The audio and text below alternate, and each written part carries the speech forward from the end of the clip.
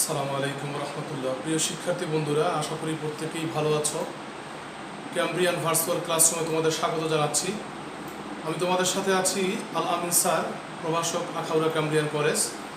আজকে এই যে বিগত 4টি ক্লাসে আমরা প্রকৃতি প্রত্যয় নিয়ে আলোচনা করলাম, এই প্রকৃতি প্রত্যয়ের উপরে একটা সার ক্লাস অর্থাৎ মূল ক্লাস, আমরা কীভাবেই সহজে কোনটি বাংলাকৃত প্রত্যয়, কোনটি তদ্ধিত বাংলা তদ্ধিত প্রত্যয়, কোনটি সংস্কৃতকৃত প্রত্যয়, কোনটি সংস্কৃত তদ্ধিত প্রত্যয়, এগুলো সহজেই আমরা আইডেন্টিফাই করতে পারি।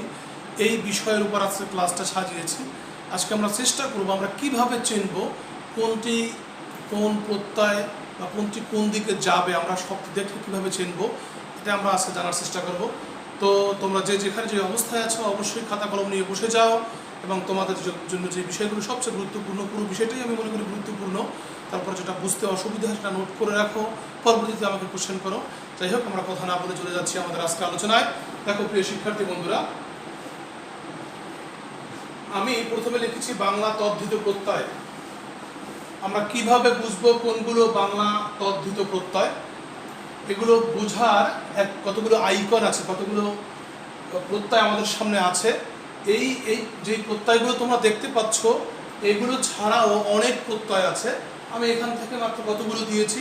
সচরাচর এই প্রত্যয়গুলোই পরীক্ষায় বিভিন্ন সময় এসে থাকে। দেখো, বাংলা তদ্ধিত প্রত্যয় যেমন আ, আই, আমি, ই, উয়া, উ, উয়া, আড়িয়াল, উড়িয়া, উর ইত্যাদি। আমরা যদি কোনো শব্দের মধ্যে, খেয়াল করতে হবে, আমরা যদি কোনো শব্দের মধ্যে না দুঃখিত, শব্দের শেষে এই প্রত্যয়গুলো, এই শব্দ এগুলো যদি দেখতে পাই, এই বর্ণ সমষ্টিগুলো যদি আমরা দেখতে পাই, তাহলে আমরা প্রাথমিক অবস্থায় ধরে নিতে পারি এটা বাংলা তদ্ধিত প্রত্যয় হতে পারে। কখন আমরা বুঝবো যে এটাই বাংলা তদ্ধিত প্রত্যয়? যখন সেই শব্দটা বাংলা শব্দ হবে। অর্থাৎ বাংলা তদ্ধিত প্রত্যয় কোথায় বসবে? নিশ্চয়ই বাংলা বা দেশি যে শব্দগুলো আছে সেই শব্দের পূর্বে বসবে। যেমন আমরা যদি একটা উদাহরণ দিই, দেখো একটা উদাহরণ অলরেডি আমি দিয়ে দিয়েছি। আমি লিখেছি চোরা। চোরা, আচ্ছা, আমরা আসলে চোরা কাকে বলি? যে চোর তাকে বলি। তার মানে চোরটা হচ্ছে একটা দেশি শব্দ। যে চুরি করে, যে সব সময় চুরির সাথে লিপ্ত থাকে, তাকেই আমরা কি বলি? চোরা। চোরা বলে গালি দিই আমরা, কিন্তু চোরের কাজটা কি? কাজ হচ্ছে চুরি করা। এই জন্য মূল হচ্ছে চোর, এটার সাথে আ প্রত্যয় যুক্ত হয়ে কি হয়েছে? চোরা হয়েছে। আ প্রত্যয় যুক্ত হয়ে কি হয়েছে? চোরা হয়েছে। তার মানে আমরা এখানে আ দেখে মোটামুটি সিদ্ধান্ত নিলাম এটা বাংলা তদ্ধিত প্রত্যয় হতে পারে। যখন আমরা বিশ্লেষণ করলাম, বিশ্লেষণ করার পর আমরা দেখলাম যে না, এটা আসলেই বাংলা তদ্ধিত প্রত্যয়, কারণ চোর হচ্ছে একটা বাংলা শব্দ। এরপরে আরেকটা আমি উদাহরণ দিলাম, বড়াই। বড় যোগ আই। দেখো এখানে কিন্তু আই রয়েছে। বড় যোগ আই। এই আই চলে যাওয়ার পর এখানে বড় থাকে, বড় যোগ আই। তো এইগুলো কি হচ্ছে? যেহেতু বাংলা তদ্ধিত প্রত্যয় যুক্ত হয়েছে, শব্দটাও আমাদের পরিচিত, সহজেই আমরা করতে পারছি। যেই প্রকৃতি প্রত্যয়গুলো সহজে নির্ণয় করা যাবে, ধরে নিতে হবে এগুলোই হচ্ছে বাংলাকৃত অথবা বাংলা তদ্ধিত প্রত্যয়। ওকে, তাহলে আমরা বুঝতে পারলাম যে এই বিষয়গুলো, অর্থাৎ এই বর্ণ বা বর্ণ সমষ্টিগুলো যদি কোনো শব্দের শেষে থাকে, তাহলে আমরা প্রাথমিক অবস্থায় ধরে নেব এটা কি? এটা হচ্ছে বাংলা তদ্ধিত প্রত্যয়, এবং শব্দটি বিশ্লেষণ করে আমরা পুরোপুরি সিদ্ধান্তে পৌঁছে যেতে পারব। এরপরে বাংলা তদ্ধিত প্রত্যয় চলে গেল।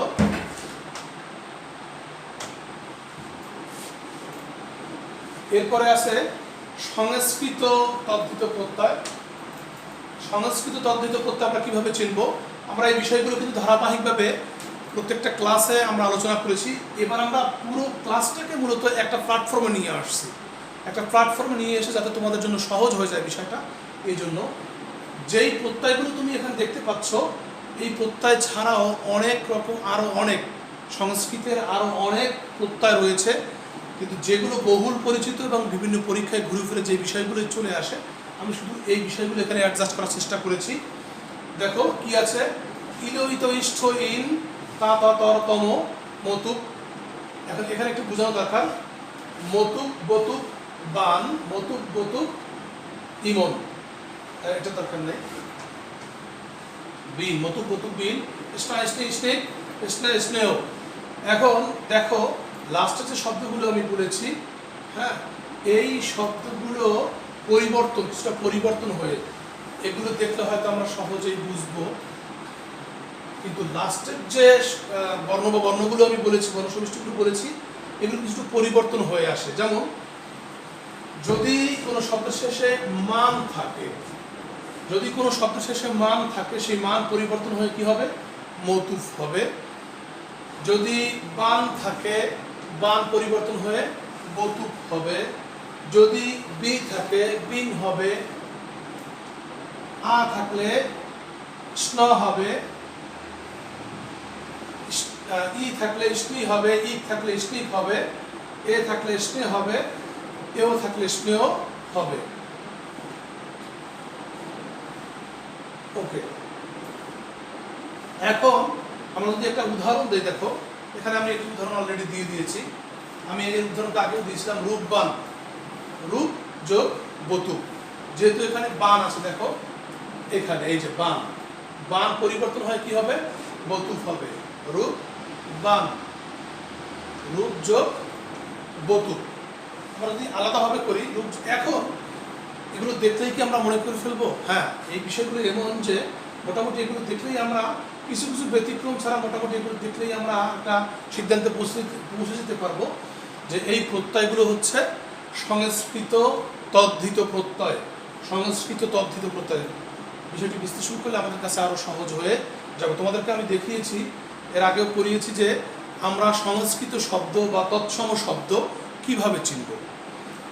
সেই সংস্কৃত তৎসম শব্দ যে চেনার যে আইকনগুলো, উপায়গুলো আছে, ওগুলো যদি আমাদের মাথায় থাকে, আমরা একটা শব্দ দেখলে খুব সহজে আইডেন্টিফাই করতে পারবো এই শব্দটি সংস্কৃত না এই শব্দটি অন্য কোনো শব্দ। আমরা যদি আরেকটা উদাহরণ দেই, আমরা যদি দেখি বার্ষিক, বার্ষিক, ওকে, আবার লিখলাম বার্ষিক। দেখো এই বার্ষিকের সাথে কি মিলে, এখানে দেখো ইক, ইক থাকলে কি হবে? প্রত্যয়ের জায়গায় স্নেহ হবে। আমরা সরাসরি এখানে যোগ চিহ্ন দিয়ে দেই, আমরা এখানে স্নেহ দিয়ে দিলাম। আচ্ছা, এই ই এবং প, এই দুইটি বর্ণের পরিবর্তে ওখানে গেল স্টিক, এরপর কি থাকে? বার্ষ। আচ্ছা, বার্ষটা কি হবে? আমরা জানি যে, খেয়াল করতে হবে, আমরা জানি যে কি হবে, গুণ বৃদ্ধির নিয়ম অনুযায়ী কি হবে?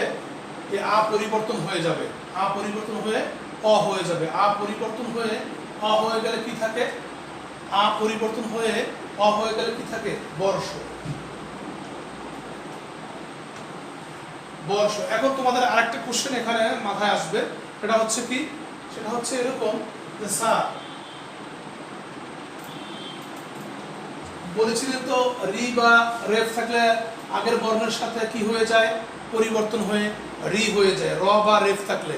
কিন্তু আসলে সেটা কিসের ক্ষেত্রে আমাদের মনে রাখতে হবে? সেটা হচ্ছে শুধু সংস্কৃত কৃত প্রত্যয়ের ক্ষেত্রে, সংস্কৃত কৃত প্রত্যয়ের ক্ষেত্রে, ধাতুর ক্ষেত্রে। এটা তো ধাতুই না, এটা তো শব্দ, এটা ধাতুই না, এটা কি? এটা একটা সাধারণ শব্দ। এটা দেখো, ধাতু হলে আমরা কি করতাম? ধাতু হলে এখানে আমরা রুটু চিহ্ন দিতাম, কিন্তু এখানে রুটু চিহ্ন দেয়নি, তার মানে ওই রেফটা পরিবর্তন হবে না। আমি আবারও বলছি, বার্ষিকটা কিভাবে পরিবর্তন হয়েছে। বয়ের সাথে আকার আছে, আমরা জানি বৃদ্ধির নিয়ম অনুযায়ী, বৃদ্ধির নিয়ম অনুযায়ী আকার থাকলে কি হয়? অ হয়ে যায়।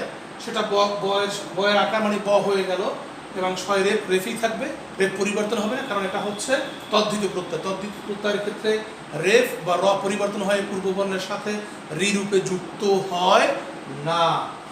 এরপরে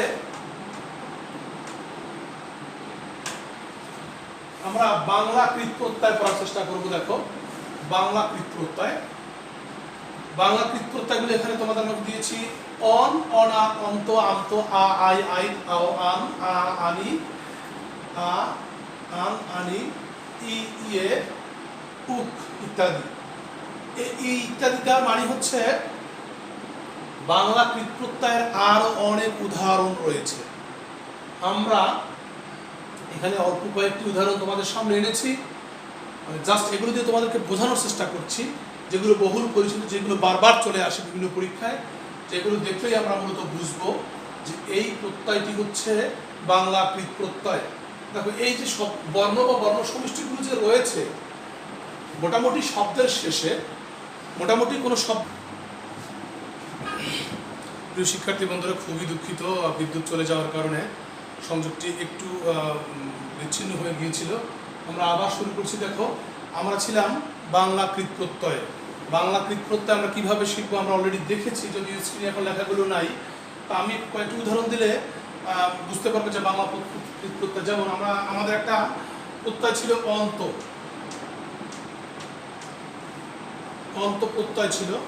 এখন আমরা যদি উদাহরণ দেই, একটা শব্দ লিখলাম চলন্ত, এটাকে বিশ্লেষণ করলে কি পাই? চল যোগ অন্ত। দেখো এটা নিচে কি দিয়েছি? হস। তো এভাবে আমরা যদি কখনো কোনো শব্দ শেষে, আমি যেই শব্দগুলো স্ক্রিনে তোমরা দেখতে পেয়েছিলে সেগুলো যদি থাকে, তাহলে কি হবে? সেই প্রত্যয়গুলো কি হবে? সেই বর্ণ বা বর্ণ সমষ্টি থাকলে সেই প্রত্যয়গুলো হবে কি? অবশ্যই বাংলা কৃত প্রত্যয় হবে। এবং শব্দটি যদি বাংলা ধাতু হয়, মনে রাখতে হবে বাংলা ধাতুগুলো এরকম, তুচ্ছার্থক তুমি, তুই দ্বারা যদি প্রশ্ন করলে যদি উত্তরটা মিলে যায়, তাহলে সেই ধাতুগুলো হবে বাংলা ধাতু। কারণ আমরা তুই দিয়ে প্রশ্ন করলাম, তুই খা, তুই চল, তুই কর, তুই ধর, তুই আঁক, এইভাবে তুই দিয়ে প্রশ্ন করলে যদি ধাতুগুলোর সাথে উত্তর আমাদের মিলে যায়, তাহলে সেই ধাতুগুলো অবশ্যই কি? বাংলা ধাতু। এবং বাংলা ধাতুর সাথে কি হয়? বাংলা কৃত প্রত্যয় যুক্ত হয়। তার মানে এই অন্ত হচ্ছে বাংলা কৃত প্রত্যয়। বাংলা কৃত প্রত্যয় যুক্ত হয়ে নতুন আরেকটি শব্দ আমাদের সামনে গঠিত হয়েছে। আরেকটি বিষয় এখানে লক্ষণীয় শিক্ষার্থী বন্ধুরা, যখন কোনো শব্দ অথবা ধাতুর সাথে, মনে রাখতে হবে যখন কোনো শব্দ অথবা ধাতুর সাথে প্রত্যয় যুক্ত হয়, তখন কি হবে? ওই শব্দটি হয় বিশেষ্য না হয় বিশেষণ হয়ে যাবে। লক্ষ্য রাখতে হবে এখানে এই চলন্ত কিন্তু ক্রিয়াপদ না। মনে রাখতে হবে চলন্ত কিন্তু ক্রিয়াপদ না। অবশ্যই আমাদের খেয়াল রাখতে হবে চলন্ত হচ্ছে একটা বিশেষণ। অর্থাৎ দুইটা পদে শুধু প্রত্যয় যুক্ত হয়, মনে রাখতে হবে। অর্থাৎ প্রত্যয় যুক্ত হলে, মানে দুঃখিত, প্রত্যয় যুক্ত হলে সেই শব্দটা হয় বিশেষ্য না হয় বিশেষণ। যদি আমরা সর্বনাম, অব্যয়, ক্রিয়া এগুলো যদি থাকে আমাদের সামনে, এগুলোর মধ্যে আমরা প্রত্যয় খুঁজবো না, কারণ এগুলোর সাথে প্রত্যয় থাকে না। কারণ প্রত্যয় থাকে শুধু কোথায়? প্রত্যয়যুক্ত শব্দ হয় বিশেষ্য হবে না হয় বিশেষণ হবে। তো আমরা বুঝতে পারলাম যে কিভাবে বাংলা কৃত প্রত্যয় যুক্ত হয় বা কিভাবে বাংলা কৃত প্রত্যয় আমরা চিনব।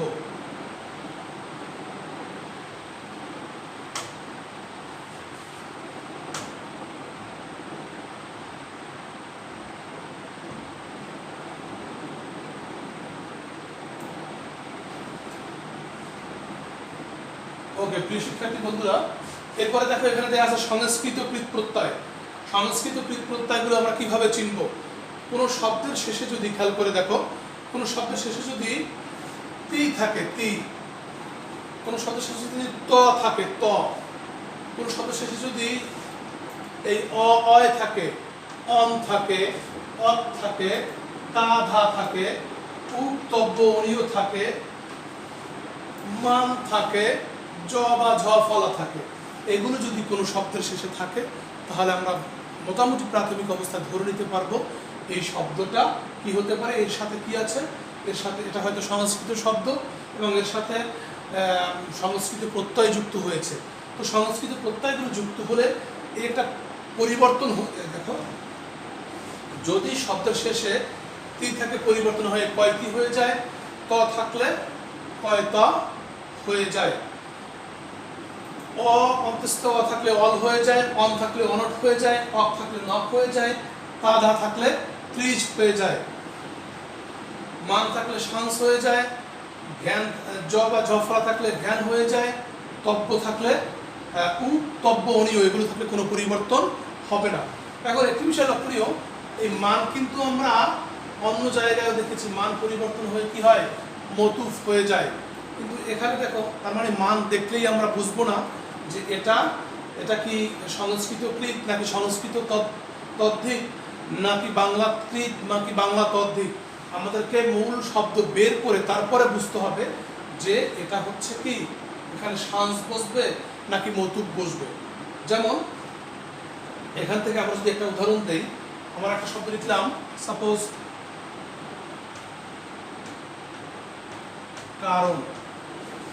কারণকে বিশ্লেষণ করলে আমরা কি পাই, যেহেতু সংস্কৃতকৃত প্রত্যয় অন আছে, আসলে দেখো অন থাকলে কি হবে, অনট, তার মানে যোগ দিয়ে আমরা এখানে লিখতে পারি অনট, আমরা লিখে দিলাম। এই অনের পরিবর্তে অনট চলে গেল, এখানে র এর সাথে অ এবং ন এটা চলে গেল, বাকি থাকে কার। কার থাকলে কি হবে দেখো, আমরা বলেছিলাম ধাতুর সাথে, ধাতুর ক্ষেত্রে দ্বিতীয় বর্ণে যদি রেফ অথবা র থাকে তাহলে সেটা পূর্ব বর্ণের সাথে রি হয়, তার মানে এটার সাথে কি হবে, ক্রি হবে।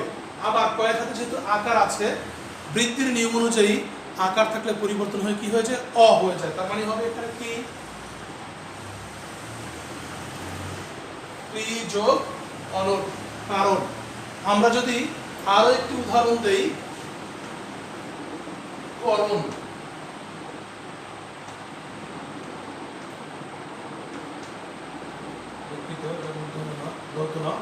করণ, এখন এই করণকে বিশ্লেষণ করলে কি হয় দেখো, সেম একই হবে। এখানে করণ না, আমরা একটা শব্দ লিখি। আচ্ছা, আরেকটা উদাহরণ আমরা এখানে একটা শব্দ দেব, যেমন আমরা একটা শব্দ লিখলাম কারক। কারককে যদি আমরা বিশ্লেষণ করি, কারককে বিশ্লেষণ করলে কি হবে দেখো, লাস্টে কি আছে, অক, র ক, অক, এর সাথে অ, আমরা যোগ চিহ্ন দিয়ে কি লিখতে পারি, যোগ চিহ্ন দিয়ে সরাসরি আমরা কি লিখতে পারি, অক থাকলে কি হয়, ন।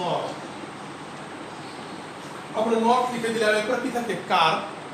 কারের পরিবর্তন সেম, র থাকলে রি হবে, আকার পরিবর্তন হয়ে অ হবে, রি যোগ ন। তো আমরা শিখলাম এই বিষয়গুলো যদি কোনো শব্দের শেষে থাকে, এই বর্ণ বা বর্ণ সমষ্টিগুলো যদি কোনো শব্দের শেষে থাকে, তাহলে সেটাকে আমরা কি বলতে পারবো, সংস্কৃত কৃত প্রত্যয় বলতে পারবো। তবে সেটা বিশ্লেষণ করার পরে কিছু কিছু ব্যতিক্রম নিয়ম আমরা দেখতে পেয়েছি অলরেডি। এই যে মান আছে, আ অনেক জায়গায় আছে, ই অনেক জায়গায় আছে, এই ব্যতিক্রম বিষয়গুলো যদি আমাদের সামনে থাকে, তবে সেক্ষেত্রে আমরা ব্যতিক্রমভাবে চিন্তা করবো, মানে কি শব্দটি বিশ্লেষণ করার পরে যদি আমরা ধাতু পাই, ধাতু পেলে আমরা কি করব, সেটাকে হয় সংস্কৃতকৃত প্রত্যয় অথবা বাংলাকৃত প্রত্যয়, আর যদি ধাতু না পেয়ে অন্য কোনো শব্দ পাই, যদি সংস্কৃত শব্দ হয় সেটা তাহলে সংস্কৃত তদ্ধিত, যদি সংস্কৃত শব্দ না হয় অন্য কোনো শব্দ হয় তাহলে বাংলাকৃত। এবং বিদেশিও হতে পারে, বিদেশিগুলো আমাদের সাধারণত পরীক্ষায় আসে না, তো এই বিষয়গুলো আমরা আপাতত জানছি না। এবার আমরা জানার চেষ্টা করব, দেখো এবার আমরা জানার চেষ্টা করব যে ক্রিয়াপদ এবং বিভক্তি এবং প্রত্যয় আমরা কিভাবে চিনব, ক্রিয়াপদ বিভক্তি এবং প্রত্যয় কিভাবে আমরা চিনব। সাধারণত কোনো শব্দের শেষে যদি কে, রে, র, আচ্ছা আমরা এটা একটু লিখে নেই,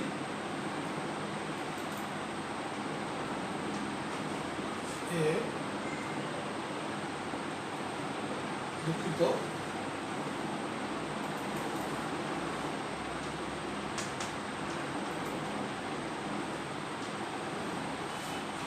কোনো শব্দের শেষে যদি এই বিষয়গুলো থাকে, এখানে একটু কমা হবে,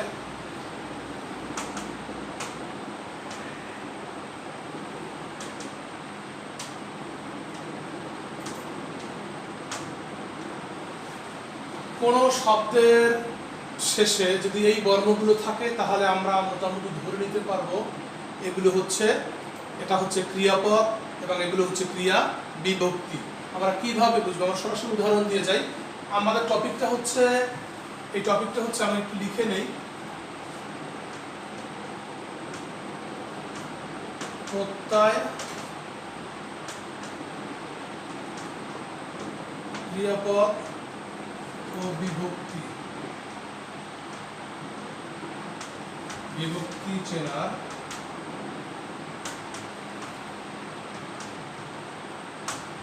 প্রত্যয় ক্রিয়াপদ এবং বিভক্তি চেনার উপায়। আমরা একটা উদাহরণ দেই, খেয়াল করে দেখো। আমরা পিছনের উদাহরণগুলো থেকে যে কোনো একটা উদাহরণ নেই। যেমন আমরা একটা উদাহরণ দিয়েছিলাম চলন্ত।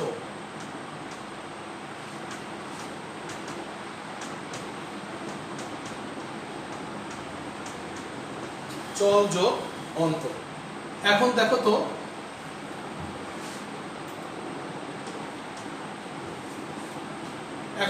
এই চলন্তকে বিশ্লেষণ করায় আমরা পেলাম চল যোগ অন্ত। এই অন্ত যে বর্ণ সমষ্টিগুলো আছে এখানে, এগুলো এইটা কি এখানে আছে? এর মধ্যে নাই। যেহেতু এটা নাই, এটা না থাকার কারণে আমরা কি বলবো? এটাকে কি বলবো? প্রত্যয় বলবো। এটাকে আমরা প্রত্যয় করে নিলাম, কারণ এই অন্ত কিন্তু উপরে আমাদের কাছে নেই। অন্ত না থাকার কারণে এটাকে আমরা কি বলছি? প্রত্যয় বলছি। যেহেতু অন্ত বর্ণ সমষ্টিগুলো উপরে নেই, এটাকে আমরা প্রত্যয় বললাম। এবং এটাকে আমরা কিও বলতে পারবো না, এটাকে আমরা ক্রিয়াপদ বলতে পারবো না, কারণ এটা হচ্ছে একটা বিশেষণ। কারণ যখন প্রত্যয় যুক্ত হয় তখন ওই শব্দটি হয় বিশেষ্য, না হয় বিশেষণ। অবশ্যই সেটা ক্রিয়াপদ হবে না। আমি আবারও বলছি, যদি প্রত্যয় কোনো শব্দের সাথে যুক্ত হয় তাহলে সেই শব্দটা কি হবে? হয় বিশেষ্য, না হয় বিশেষণ। সেটা অবশ্যই ক্রিয়াপদ হবে না। আমরা যদি আরেকটা উদাহরণ দিই,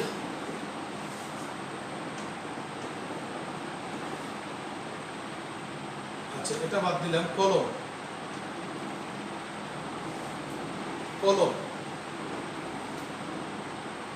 এখন এই কলমের সাথে যদি আমরা ই যোগ করি, কলম, এটার সাথে যদি কলমি, কলম যোগ ই, দেখো প্রত্যয় যুক্ত হলে কিভাবে পরিবর্তন হয়ে যায়। এখানে কলমি দেওয়া আছে, দেখো মূল শব্দটা ছিল কলম যোগ কলম, তার সাথে ই যুক্ত হয়ে হয়েছে কলমি, অর্থাৎ যেটা আমরা খাই, একটা শাক বা সবজি। হ্যাঁ, কিন্তু কলমটা কিন্তু দেখো, কলমটা কিন্তু এখানে কলম ছিল, সেটা কলমি হয়ে গেছে। এটা কিন্তু অর্থ সম্পূর্ণ পরিবর্তন হয়ে গেছে। এখান থেকে আমরা শিখব, কোনো শব্দের সাথে, সেটা ধাতু হোক বা অন্য কোনো নাম শব্দ হোক, এর সাথে যদি প্রত্যয় যুক্ত হয় তাহলে অর্থটা কি হয়ে যায়? পরিবর্তন হয়ে যায়। কিন্তু বিভক্তি যুক্ত হলে কখনোই বিভক্তি যুক্ত হলে কি হবে না? কখনোই কি হবে না? অর্থের পরিবর্তন হবে না। যখন এখানে কলম, আমরা যদি এখানে যদি এই কলমের সাথে এ যুক্ত করি, কি হবে? কলমে হবে। কলম যোগ এ সমান কলমে। এখানে দেখো অর্থে কিন্তু পরিবর্তন হয়নি। আমরা যদি বলি হাত, আমরা একটা শব্দ লিখলাম হাত, এটার সাথে যদি ই যুক্ত করি কি হবে? হাতি। এটার সাথে যদি এ যুক্ত করি, যোগ করি, তাহলে কি হবে? হাতে। দেখো কিভাবে অর্থ পরিবর্তন হয়ে যাচ্ছে। তার মানে এই এ দেখো এখানে আছে, এখানে আছে, তার মানে এটা হচ্ছে কি? বিভক্তি, আর এটা হচ্ছে প্রত্যয়। এখন একটু আগে বলেছিলাম যে ওগুলো থাকলে আবার ক্রিয়াপদ হবে। হ্যাঁ, ক্রিয়াপদ হতে হলে সেটা ধাতুর পরে বসতে হবে। এগুলো যদি ধাতুর পরে যুক্ত হয় তাহলে সেটা ক্রিয়াপদ হবে, অর্থাৎ তখন সেটাকে, সেই বিভক্তিটাকে ক্রিয়া বিভক্তি বলবে। যেমন আমি যদি উদাহরণ দিই, একটা শব্দ লিখলাম চল, এটা একটা ধাতু, এর সাথে আমরা যুক্ত করলাম এ সমান সমান চলে। দেখো তো চলার মধ্যে কোনো পরিবর্তন আসছে কিনা? চলার ভিতরে কিন্তু কোনো পরিবর্তন আসেনি। চলার ভিতরে কোনো পরিবর্তন না আসার কারণে আমরা কি করব? আমরা বলবো যে কোনো ধাতুর শেষে যদি এই যে উপযুক্ত বর্ণগুলো যদি যুক্ত হয় তাহলে আমরা সেই বর্ণগুলোকে কি বলবো? ক্রিয়া বিভক্তি বলবো, এবং এটা যদি কোনো শব্দের শেষে যুক্ত হয় তাহলে এটাকে আমরা নাম বিভক্তি বলতে পারি। অর্থাৎ যদি এগুলো কোনো ধাতুর সাথে যুক্ত হয় তাহলে সেই শব্দটি ক্রিয়াপদ হবে। যেমন চলের সাথে যুক্ত, চল হচ্ছে ধাতু, এটার সাথে এ যুক্ত হয়েছে চলে, তার মানে চলেটা হচ্ছে ক্রিয়াপদ। কিন্তু এটা ধাতুর সাথে যুক্ত না হয়ে অন্য কোনো শব্দের সাথে যদি যুক্ত হয় তাহলে কিন্তু সেটা ক্রিয়াপদ হবে না, অন্য নাম শব্দ হবে, ক্রিয়াপদ হবে না। তার মানে এটা কিন্তু এখানে বিভক্তি, বাট এটা কিন্তু ক্রিয়া বিভক্তি না, এটা ক্রিয়া বিভক্তি না। এখানে ঠিক একইভাবে এটা বিভক্তি, এটা ক্রিয়া বিভক্তি। কেন ক্রিয়া বিভক্তি? কারণ এটা ধাতুর শেষে যুক্ত হয়েছে। শিক্ষার্থী বন্ধুরা, এতক্ষণ পর্যন্ত আমরা যে বিষয়গুলো আলোচনা করলাম এই বিষয়টি হচ্ছে মোস্ট ইম্পর্টেন্ট, প্রকৃতি প্রত্যয়ের উপরে মোস্ট ইম্পর্টেন্ট একটি আলোচনা ছিল।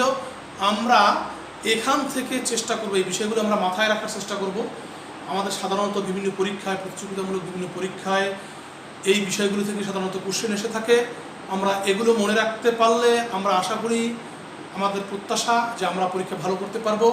সেই সাথে সাথে আরেকটি বিষয় যেটি না বললেই নয়, গুণ বৃদ্ধির যে নিয়মটা আমি তোমাদেরকে শিখিয়েছিলাম সেই গুণ বৃদ্ধির নিয়মটা অবশ্যই তোমাদের মাথায় রাখতে হবে। এবং তার সাথে সাথে আবারও বলছি, যেই বিষয়গুলো আমি তোমাদের প্রতিদিন পড়িয়ে থাকি সেই বিষয় রিলেটেড বোর্ড কোশ্চেনগুলো অবশ্যই আমরা কী করব, সমাধান করে রাখার চেষ্টা করব। এবং নির্মিত অংশে যেগুলো তোমাদেরকে আমি মেসেঞ্জারে দিয়ে থাকি সেগুলো আমরা পরে মুখস্থ করে রাখবো। ধন্যবাদ জানিয়ে আবারও তোমাদেরকে ক্যামব্রিয়ান ভার্চুয়াল ক্লাসরুম থেকে বিদায় নিচ্ছি। সকলেই ভালো থাকো। আল্লাহ হাফেজ। আসসালামু আলাইকুম রহমতুল্লাহ।